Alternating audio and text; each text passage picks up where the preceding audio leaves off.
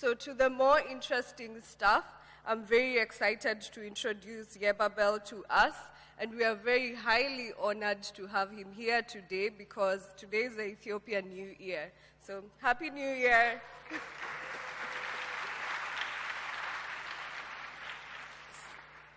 His current work is on investigating the statistical properties of the universe using cosmic microwave background data from Planck satellites.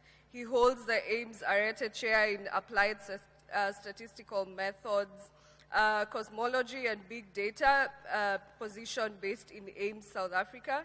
He has a background in physics and math from Addis Ababa University in Ethiopia and an honors and master's degree from UCT through the National Astrophysics and Space Science Program. He also did his PhD at the School of Advanced Studies in Italy. And aside from that, he also was a postdoctoral researcher for 1 year at the University of Oslo in Norway and for 3 years in Rome. He will be taking us through a session on probabilistic thinking. Yabebal loves to dance, so if you're interested in a dance-off after the session, we can plan for that. So welcome, guys, and karibu sana. Thank you.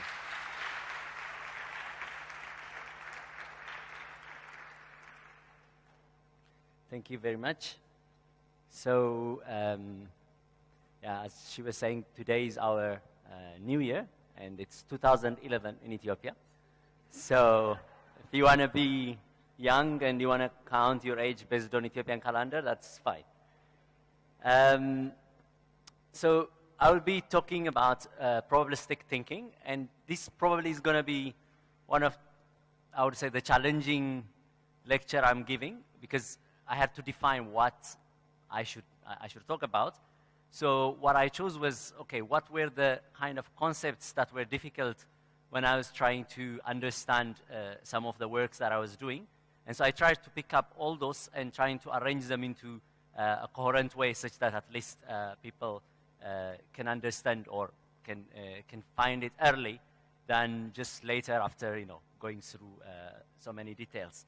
So I structured my talk into, basically I would say into two categories. The first one would be, which I will be talking mostly, is it's going to be about the basics, like what is like probability and how do we assign probabilities and what are the the subtleties involved with.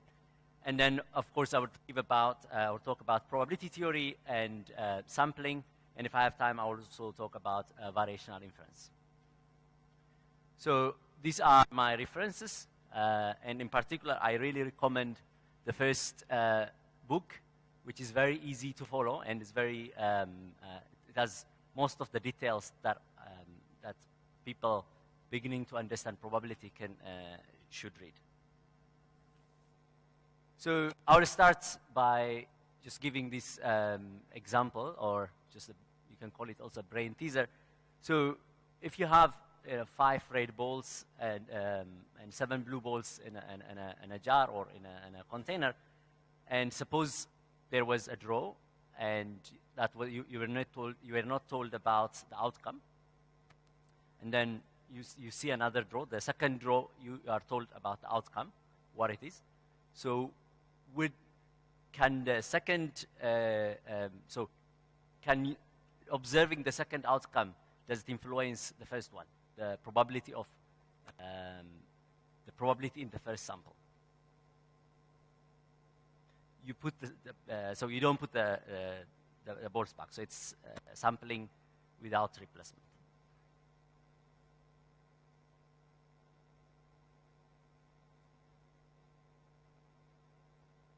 So just can anyone give a simple example where this could be, for example, intuitively can be seen?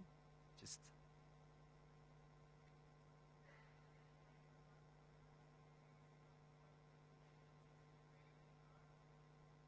sorry?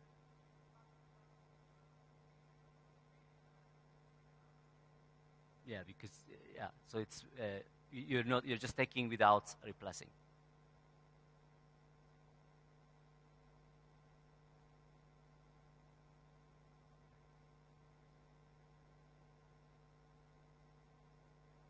yeah, I think that's a very good way to look at it.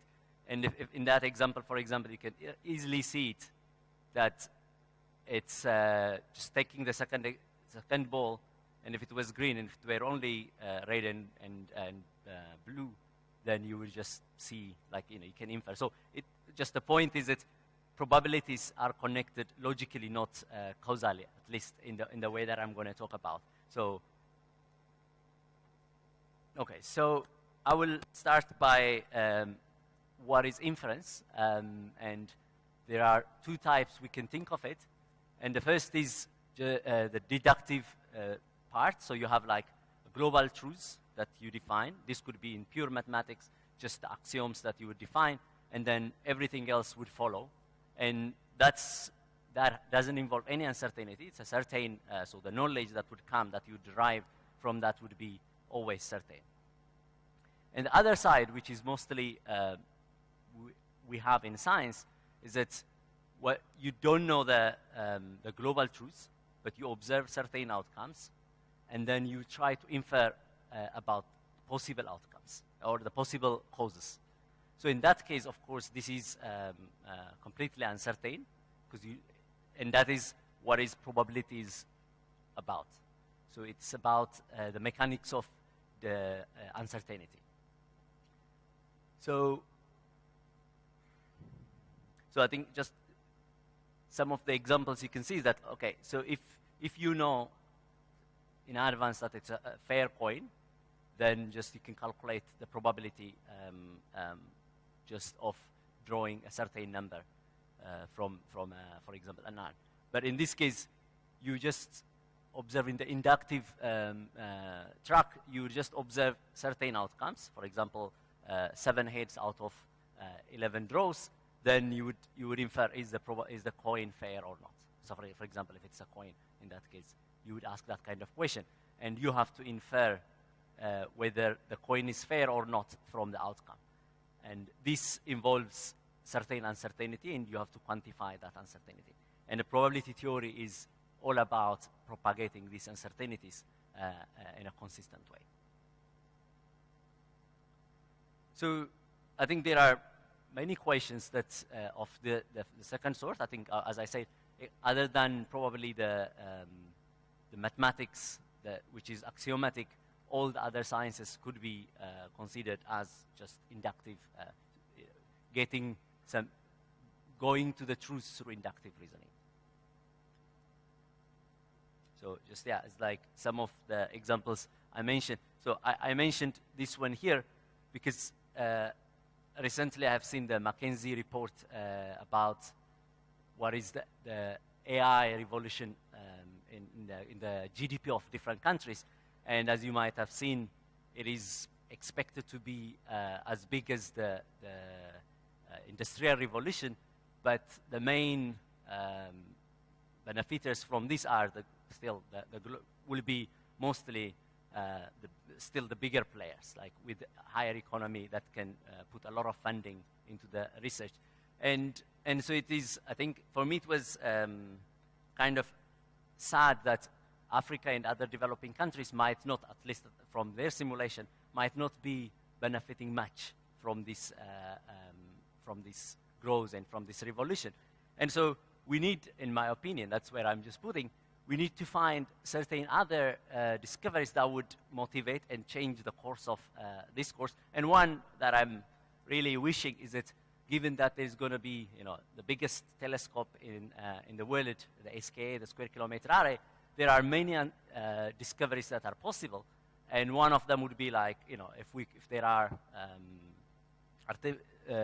extraterrestrial intelligence out there, if we could, as also yesterday it was said, because we have all of the means, and luck is for those who are trying. So there is a possibility that we could be the one to detect extraterrestrial intelligence, and some of that requires some kind of strategy. And one of the way to deal with that is just to have an optimal strategy, and that can be again considered and optimized through probability theory.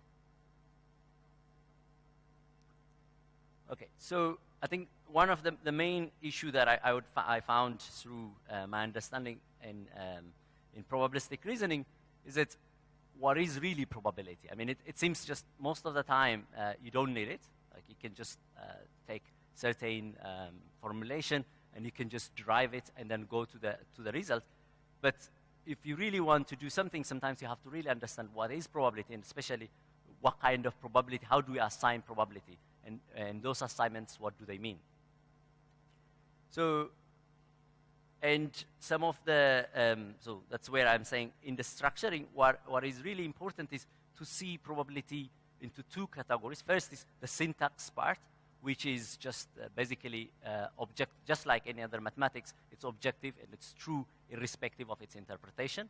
And the other one is, and that's the syntax part of the probability theory, and the other is the interpretation. And in the interpretation, that can be different. But probability theory, or a consistent axiomatic probability theory, should be the same for all type of interpretation. That's at least what is mathematics good at. And so if you look at it that way, then you can use the probability theory to define any of the probabilities you're going to assign, by whichever philosophy you adopt. And in the second one, of course, it really influences how do you assign probabilities and also how do you manipulate them. So there are a lot of philosophical interpretations, and I think the main, I would say, the two major ones are based on frequency, and the other one is based on degree of beliefs. So that's the Bayesian way. And I will be focusing mostly in this talk in the Bayesian way, but I will try to point out the main differences in these two interpretations, because how the interpretations actually really matters in how you derive certain quantities. So just the notation, which is completely the same for whichever interpretation you're going to have. This is px. So that's the probability of a random variable x, and I will define what is a random variable. And usually we write it like that, but you know, we somehow, either the philosophy or any other information we have, it's conditioned. So there's no probability without conditioning in that sense. So that's why just I may write that way or that way, but they actually is really the consistently. This is what we mean is probability of x means just probability of x given something, given the background information. And this background information is very important, and it has to be understood by not only just by us. I mean, that's where you will see that there are some subjectivity problems, but if you define it consistently, then that means two people, or you know, two either a machine or a human which have the same information should assign the same probability. That's what it means. And that's, by that, it's objective. So given the same information, you should have the same probability. And the other one is just the complement of that, so that I would write usually with just the bar or xc. So for the complement of the variable x, which is not variable x, basically, which is not the outcome of x. And then there is just some rule that I would refer, that is just the probability x or y. So this is, and then the product rule, which will be x and y, and then basically just then the conditional probability of x given y and other any background other information. So if you have question, just please interrupt me. Just okay. So as I said, the sum rule will be, it's just basically these are going to be the main rules in probability theory that you would use to derive all of, you know, so all of the outcomes, all of the probability theory will be just basically manipulating this in different contexts. And the first one is just the sum rule, where if you have x and y, and if they are correlated, that would be just probability of x, probability of y minus the correlation. And the product rule is just basically this is going to be defined by this. Probability of x and y is probability of x given y times probability of y. And then the normalization probability should be normalized. If you consider all the possible outcomes, it should be summed to 1. And another very important rule is the marginalization. That means if you want to find probability of X, then you have to sum over all the other all the Y's, and that's the marginalization. So these are the most important. I mean, basically, these are all the rules you need to manipulate any of, or to answer any, to propagate any uncertainty that you have in your experiment.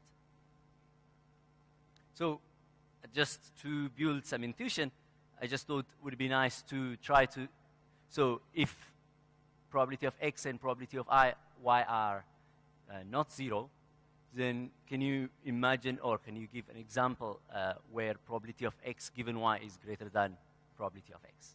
So just any, sorry? Okay, so just can you give me one example, just so somehow to build some intuition?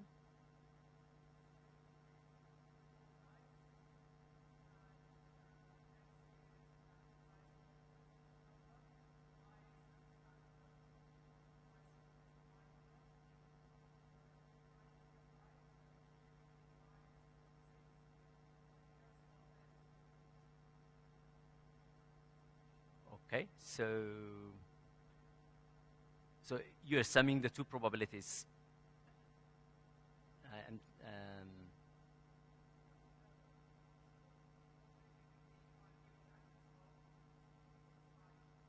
okay, yeah, okay. So, but any other example that would be okay? Yeah.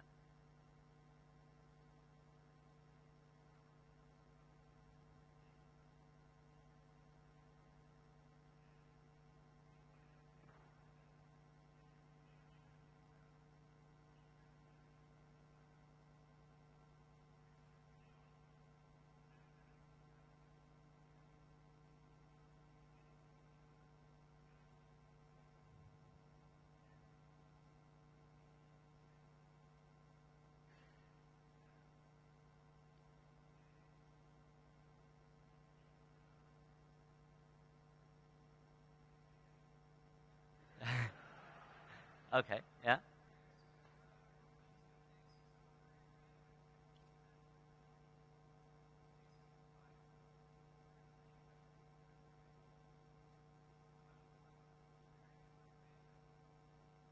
Okay, so I think, yeah, those are just examples where I think I would just give, I think that summarizes what I'm going to say. It's basically, if you have some correlation between X and Y, then you would have more information about X, for example, knowing Y. So when you have any correlation between two variables, then that statement would be will be satisfied, right? And if not, it's basically just you don't gain any information, and that's the equality sign. So just in the case, for example, you can consider X being the gender and Y being the body height. Then, of course, if you ask about, and let's call about the gender or the sex, then you would just say, like, if you pick a taller one, so among the tall one, then the probability that it is a man is higher, and similarly you can do the same for also for if you ask for the height.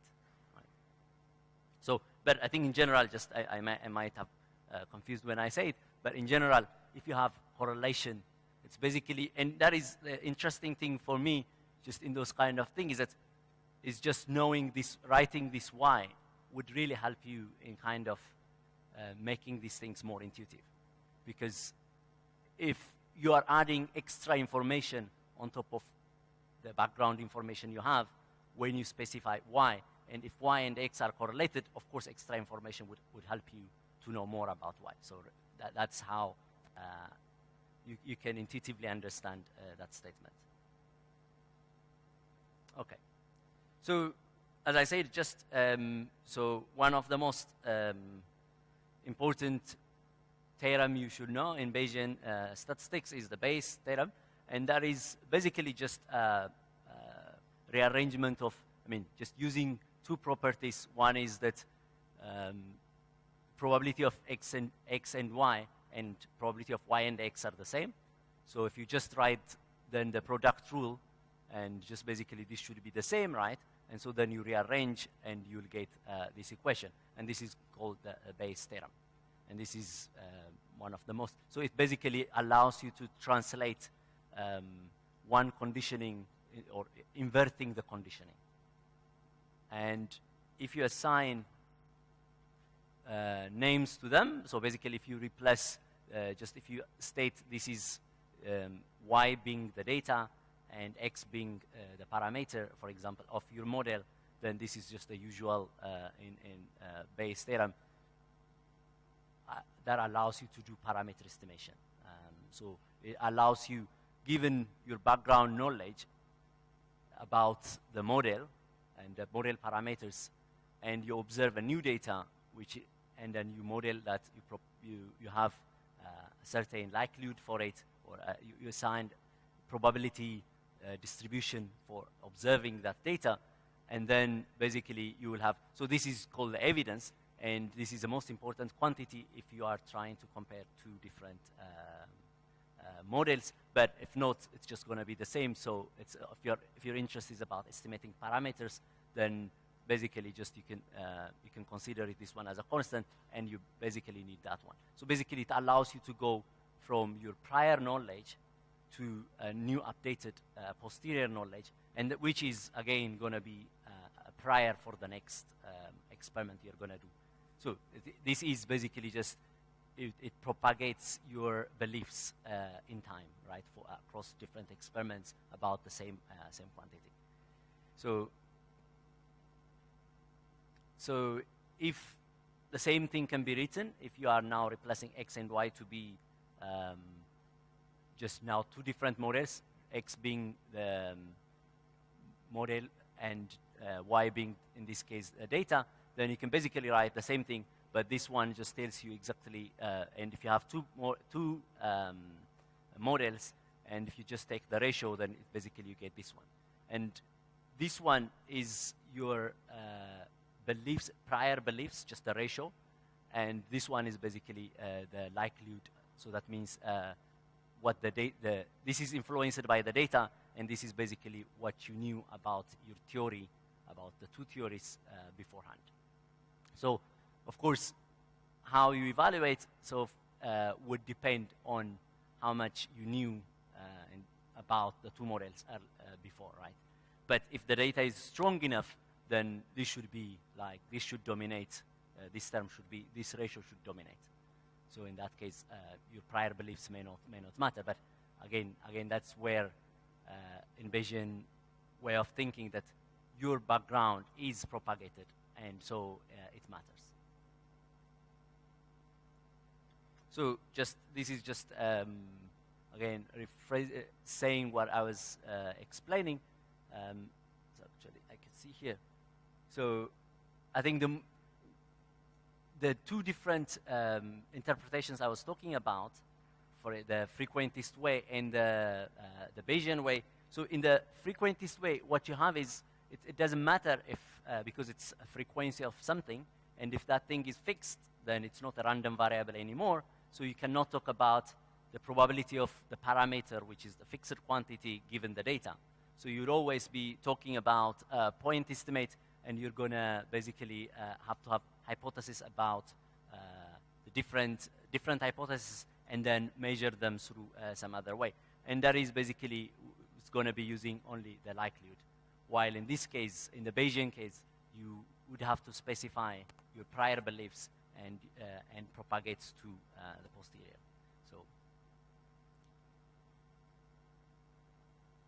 So I think this is a very nice picture that I got from Udo, and just one other way to look at it is that, so if you have the probability distribution like this, then in the case of the degree of belief, the probability of distribution, it's P which is distributed. That means your belief about X around X, which is an uncertain quantity. In the case of the frequentist way, what you have is that you have different, you can call it realizations or different frequencies, and you are looking about the distribution of X across all those ensembles, right? So if that X is fixed, of course, in the case of, for example, a coin, just if you have one coin and you assign some probability, you cannot, you would have just only a point estimate. And in that case, you have to just say if it's a fair coin and different beliefs about the, whether the coin is fair or not, you would specify different hypotheses and test those hypotheses. But here, in the case of the Bayesian case, you would basically just, you don't have any of those problems. You basically have an uncertain quantity and your beliefs are basically the distribution. So that's one, I think, important concept to understand when you are trying to read most of these papers. It just gives that good, so understanding these two differences allows you to understand different papers when they use Bayesian method or frequentist way. Okay, so as I said, so this was the interpretation, but now I'm going to talk about the actual calculus, which is the mathematics of it, that should be the same for both for any type of interpretation, basically. So what's the two concepts that are important are events and outcomes, and also experiment. I will come to it. And so for example, so an event, so the probability space is a collection of all possible outcomes of the experiment you're doing. For example, in the case of a coin flip, the possible outcomes are head and tail, and it should sum to 0. So that means that all the possible outcomes means then when you sum over all that space, it should sum to 0. It should sum to 1. And if it's, for example, you're taking a picture, then it should be all possible pictures you might take on a given m by n pixel. Then, so as I just said, the set of all these possible outcomes form your sample space. And then the outcomes of, for example, a given random or a random experiment would give you an event. So I'm just gonna so there are certain technical. So if you have a discrete variable or a discrete case, then things are very okay. Then that means you just say like all possible, the power set of your outcomes should be events. But in the case of when you have a continuous variable, then those statements will have certain issues, and therefore in that case you have to define consistently. You have to distinguish between the sample space and the events, the possible events that you can observe. And so for that this is called the sigma algebra, and this is basically just a sigma algebra which is defined on a sample space has these 3 properties. And the first is just that empty set is included in the sigma, which is the sigma algebra, which means basically there should be an outcome where the probability is 0. So that's basically the probability of the empty set should be 0 in that case. And then if X is in the sigma algebra, then the complement should be also in the sigma algebra. And then the other one is it should be the countable union of the events or the X's, for example, in this case, should be also in the sigma. So these are the 3 properties that you need. And once that's satisfied, anything that comes out that you observe from the sigma algebra becomes your event. So, or that basically means the random experiment you are doing should give you just basically one of or a subset of these sigma algebras. So just to give an example, so if you have 2 coins, for example, that you're throwing, and the sample space is basically just all possible combinations, right? So that is given in the first here, and sorry, so just so these are all the possible combinations that you can have, and an event could be just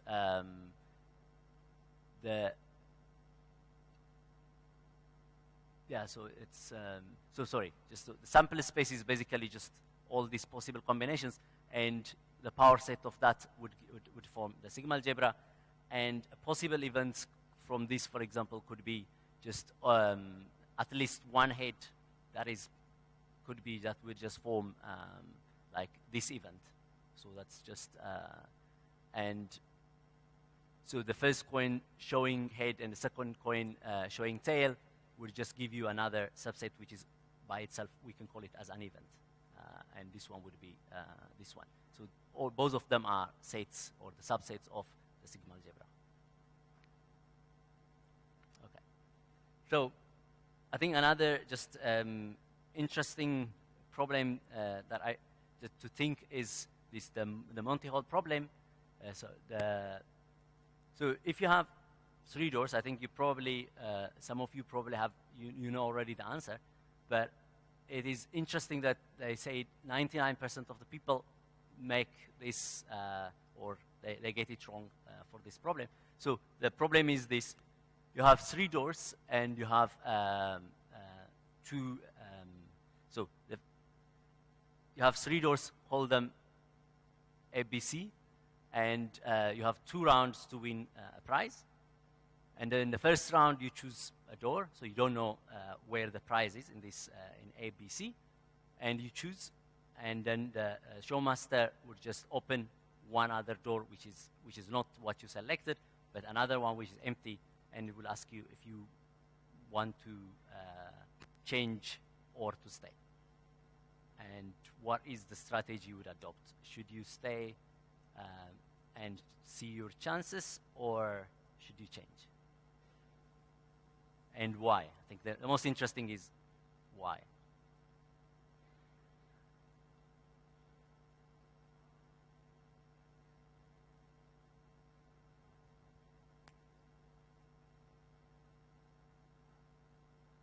Nice, yeah. So can we quantify that one just easily also? Just, I mean, that's the point, but could we, anyone else to make it even more obvious, or why you should change? So can you repeat it?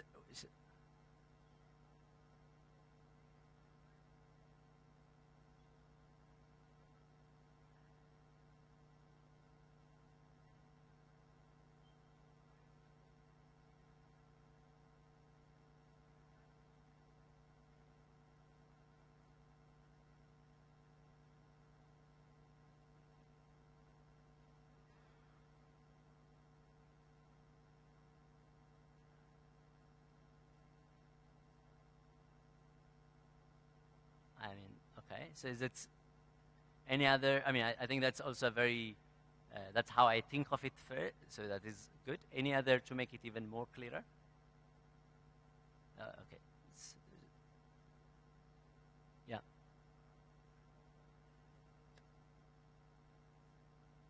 Okay. So I think that's a very good one. So I think that okay. Go on. Yeah.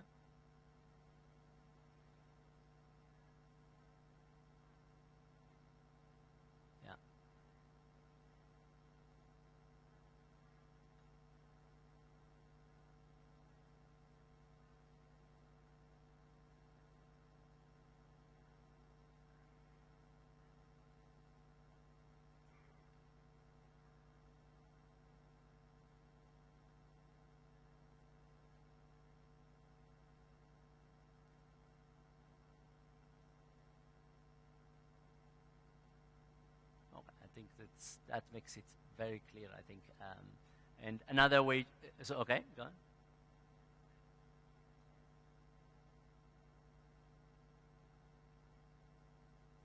Okay.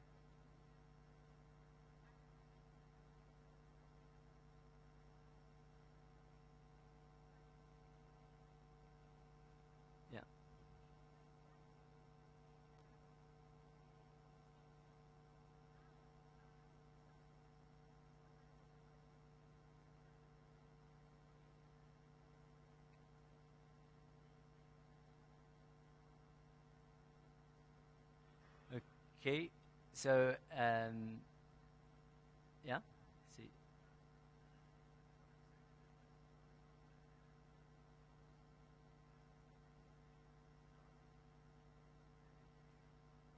yeah, yeah.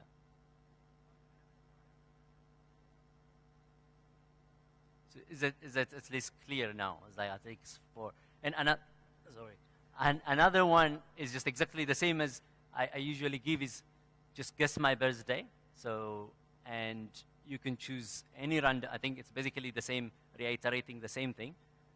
And you choose, let's say you choose today, and then I give you either it's today or some other day, which is the 2nd of September.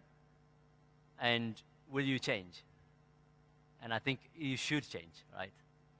Because it's exactly by the same all the arguments that are said. So, and again, this one involves a lot more the sample space. If you write it even, you can see it clearly. It's about finding the sample space, and if you write it down, all the sample space, and you propagate it, you definitely the best strategies to change.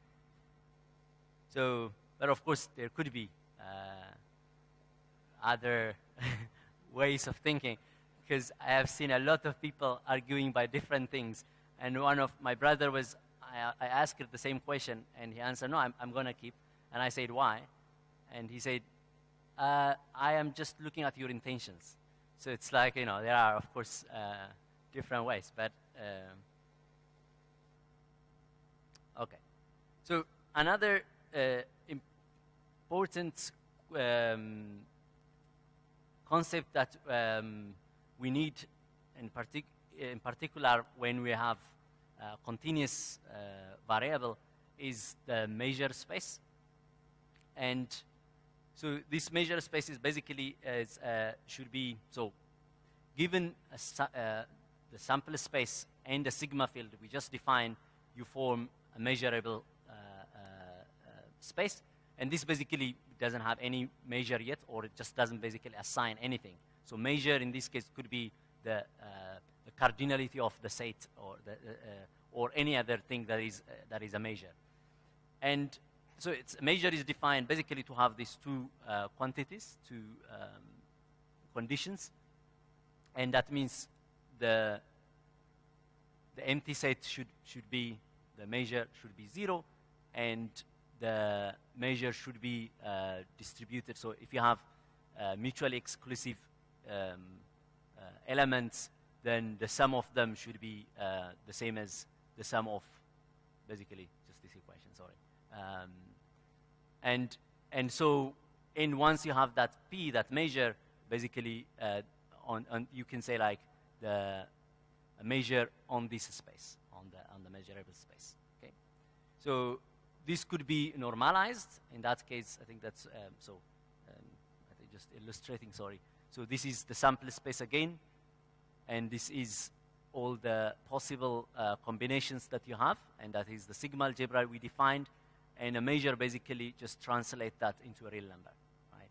So it's a function that would set a real value to the elements of the sigma algebra. And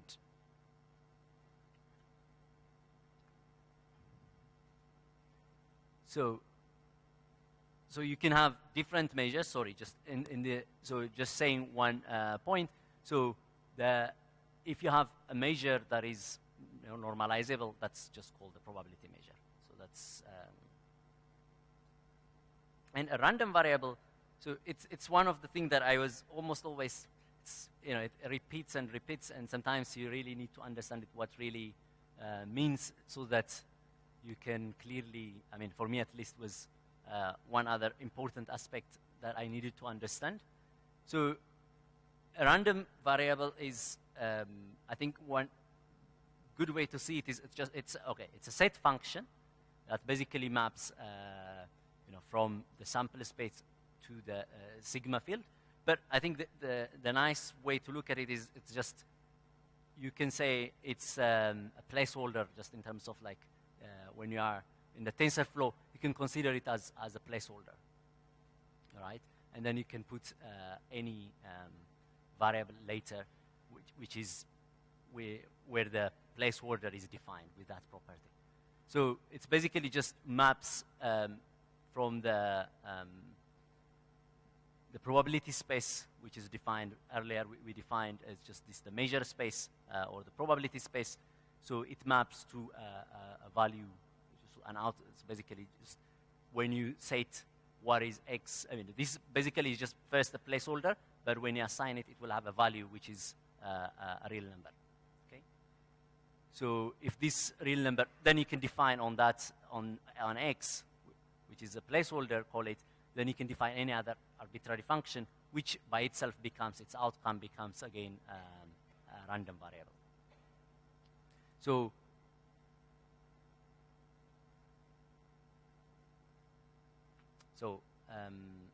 just one other thing I need to say is that, yeah, so okay. So then once you have that random variable, then you can define, so if it is a discrete quantity, then you will have so if the values are discrete or integers, for example, of the random variable would be assigned, would assign to, then in that case, you can define the probability mass function over that. And if it's a continuous function, then you would, you call it the probability, the PDF, so the probability density function. And in this one, it's through the interval, so an interval. So if you want to find, in this case, the probability density function don't have to be, it can be more than one, but because it's not defined, so if you want to find the probability, then you integrate between the range or an interval that you want, and that should definitely be less than one. But that's the, okay.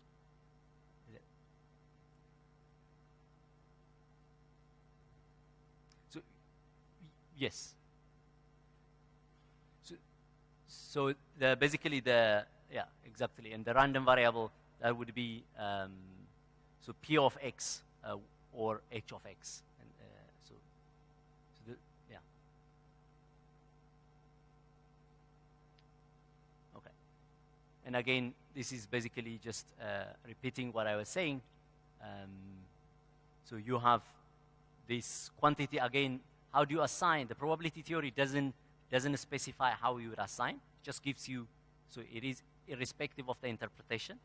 And how do you assign still is up to you. That's the interpretation part. But once you have that defined, and how do you assign for the different variables, which probability is, again, it is governed by the interpretation. Okay. So the nice thing is that, of course, we sometimes need to digest these probability distributions into certain quantities, and the usual one is moments, and so there is one important theorem you need to know. It's just, or no, it's actually the law of large numbers. It's basically, you can show that if you have random random variables x1, x2, and xn, and if they are all, if they are IID, which means the independent, identically distributed, then just as long as, so the mean, if the mean exists, then you can basically just, if you randomly sample a lot of the numbers, and as the numbers go into infinity, then the mean, this one, would converge to the mean of the distribution. So, and again, that's important because this just is if the mean exists. Because there are distributions that the mean might not exist, for example, the Cauchy distribution. And with that, just basically you can define so any expectation by basically just any integrals. You can basically, if you sample from P randomly, then just as long as you have enough samples, then you can write basically you can write this integral as expectation or just sum. So that's the most important quantities that, or we do always. So any other movement can be defined basically in a similar way. Just so variance and others could be just defined basically just integral of xn with that probability, and you can, as long as you have the sample from P, then you can basically compute the moments, the expectation values. Okay. So it's basically just to recap most of the things I said. It's probabilities a normalized measure on measurable space, and I hope by now you know what a measurable space is. And probability theory, which is basically the sum product marginalization normalization rules, sets the mathematics of manipulating probabilities. And Bayes' theorem allows you to invert conditional probabilities. And so random variable is random variable is defined as a function that maps the outcome of unpredictable process to numerical quantities, I just was saying. So yeah. So now, just to give another one, I have few minutes left, but so this is another interesting problem to think about. So you have two hospitals. One is large and one is small. And so basically the numbers in a given day, then the larger hospital will have 45 newborn babies and the smaller one 15. And for a period of 1 year, each hospital recorded the days on which more than 60% of the babies were born were boys. And now the question is, which hospital do you think recorded much more of such days? Is it the larger one, the smaller one? Why? So you have small number of samples. So that's basically, I mean, that's true. So with that, I go to sampling. And so I think I am not going to talk about the uniform sampling, but so usually if you have, like if you have just two parameters you're considering, then it's easier to basically just sample everything by just gridding. But as soon as you have more dimensions or more parameters to consider, then it is no more feasible to do grids. For example, just to consider, if you have 12 parameters and on each grid you want to get 10 points, that basically means evaluating 10 to the a trillion points, and that's not feasible, right? So there are other techniques, which is if you can, so basically by just the law of large numbers, if you can sample from P, then you can basically estimate, basically just that expectations integrals can be computed easily through just random samples. And that is just a consequence of the law of large numbers. And that allows you, then if you have, the main problem becomes then, if you px, it's fine. That means if px is just easy to sample from, then you just sample enough points to estimate this sum. But if p is, or if p is not known, or if it's, for example, a complicated function, then the next step you need to do is that trying to find, basically you can write that that integral just like this, and then you hoping that you will find another function q that is easier to sample, and then basically just you sample from q and you estimate this quantity instead. And that is trick if you can find this q. But again, if q is not fitting with p nicely, that means you need to basically sample, or in a higher dimensions, this trick might not work. And so I think so all of the, so that's called just the Monte Carlo sampling, which is the just the direct sampling, or the important sampling, or the rejected sampling. all these are nice if you can find another function that fits tightly to your to the probability that you're trying to sample, and finding those usually is very hard. So I think I will just go directly to, because I have very 10 minutes over, but one way to really illustrate the different samplings, and which I will be talking especially the Markov chain Monte Carlo, is that, you know, imagine this case. So you have like the golf course, and you have just a hole just somewhere, and you want to basically get there. And the first one, what you're saying is that you're basically randomly throwing balls such that one of them at least, or a few of them, can be in. And you can imagine, depending on the golf size, that's basically call it equivalently to the dimension, then it basically becomes quite tricky, right? And so the best illustration for me, at least as I understood the Markov chain, is that, so if you have a golfer, they don't just randomly hit, but they basically optimize and to a certain point, and they go there, and it doesn't depend on where the ball was, right? So they basically just go there and then hit again until they get to the ball. So that will take them smaller numbers to arrive there. So that's the concept of Markov chain. So it would be nice to have independent samples, like just you have randomly independently. You just hit them, and then you get in. But that takes a very long time. So the easiest is sometimes to have some strategy where you basically just have like a conditional distribution, so, or a conditional proposal.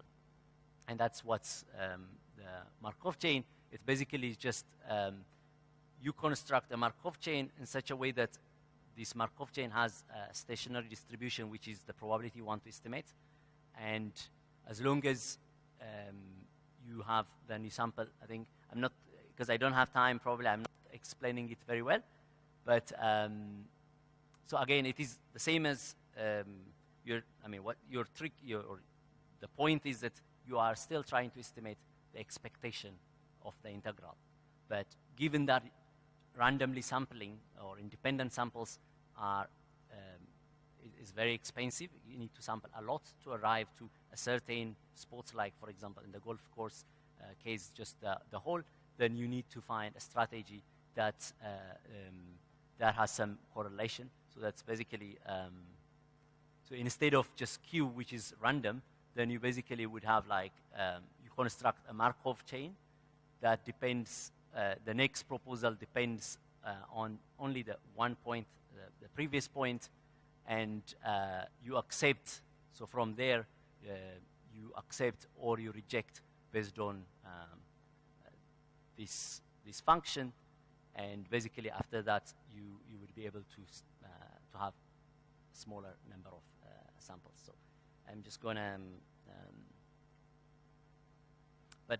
So the point is just here. So it's basically would be, the first one would be like you are sampling randomly, and you might be stuck if, for example, in the rejected sampling case, if the Q that you thought would fit to P, which is the one that you want to match, if it is really bad, then you basically just random sampling there wouldn't give you anywhere. But in the adaptive case, or in the MCMC case, even if you start from a bad point, you can arrive to, you can basically enclose P, or you can sample you can sample P given this adaptive nature. Okay. So I think I will just stop there because time is running. So if you have any questions,